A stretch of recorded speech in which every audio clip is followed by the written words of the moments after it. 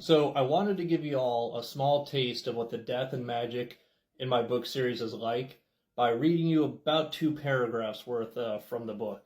So here we go.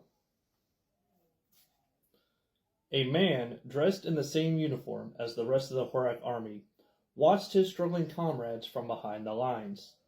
The only difference between his battle attire and the rest of the Horak army present that day was that he was the only Horak soldier on the battlefield that wore a chainmail shirt instead of the leather breastplate.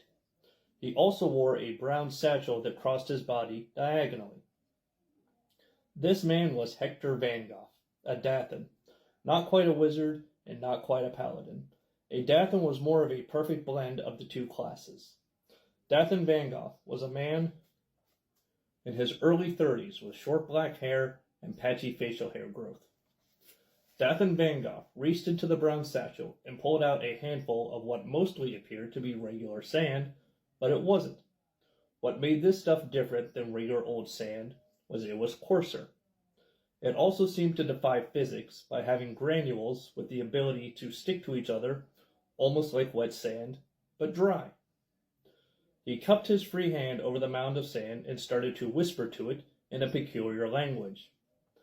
As he spoke the words, the sand in his cupped hands began to glow a shade of blue. Seconds later, the man moved his hands apart enough to expose the now blue glowing ball of sand that seemed to levitate in the middle of his hands. However, creating a levitating ball of sand was not the end of the magician's trick. He then secured the blue sand ball with one of his free hands and heaved it like a baseball towards the Naravian battle lines, making sure to spot an area large enough that was free of Horak allies. The blue ball immediately exploded upon impact with the first warrior it struck. Naravian warriors were literally blown to pieces and in many cases flung from the mountainside from the force of the explosion.